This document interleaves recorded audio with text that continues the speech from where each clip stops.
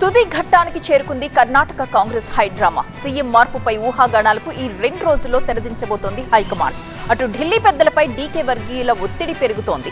కర్ణాటక సంక్షోభాన్ని చల్లార్చడానికి కాంగ్రెస్ అధిష్టానం దగ్గరున్న ఆ ఫార్ములా ఏంటో చూద్దాం.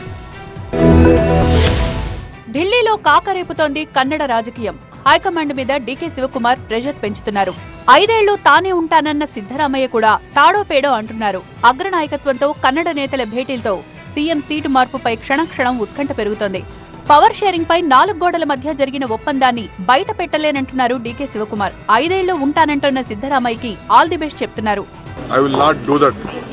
ಅದು ನನ್ನ ಬ್ಲಡ್ ಅಲ್ಲಿ making A group is not there in my blood. All 140 MLAs are my MLAs. Honorable Chief Minister is there. He said that he will come to complete 5 years. I wish him all the best. ఆయన ఆంతర్యం ఏంటో అర్థం కాక party నేతలు జుట్టు పీక్కుంటున్నారు. దిగుతావా చస్తావా అనేది ఆయనే. Siddaramaiah CM పదవిలో ఉండాలనేది ఆయనే. డీకే మనసులో ఏముందో తెలీదు, ఏం చేయాలనుకుంటున్నారో తెలీదు. ఓ పక్క అధిష్టానం పీక మీద కత్తి పెట్టారు, మరోవైపు తనకు సీఎం పదవిపై పెద్ద ఇంట్రెస్ట్ ఏమీ లేదన్నట్లు మాట్లాడుతున్నారు. సీఎం సీట్లో కూర్చోబెట్టకపోతే తిరుగుబాటు జెండా ఎగరేసేలా ఉన్నారు డిప్యూటీ సీఎం డీకే. అందుకే కర్ర విరక్కుండా పాము చావకుండా వ్యవహారాన్ని సెటిల్ చేసే పనిలో ఉన్నారు ఢిల్లీ పెద్దలు. నాయకత్వ మార్పుపై అధిష్టానంతో చర్చించేందుకు డీకే శివకుమార్ పదే ప్రయత్నిస్తోన్న సమయంలో కాంగ్రెస్ అగ్రనేత రాహుల్ గాంధీ జోక్యం చేసుకున్నారు.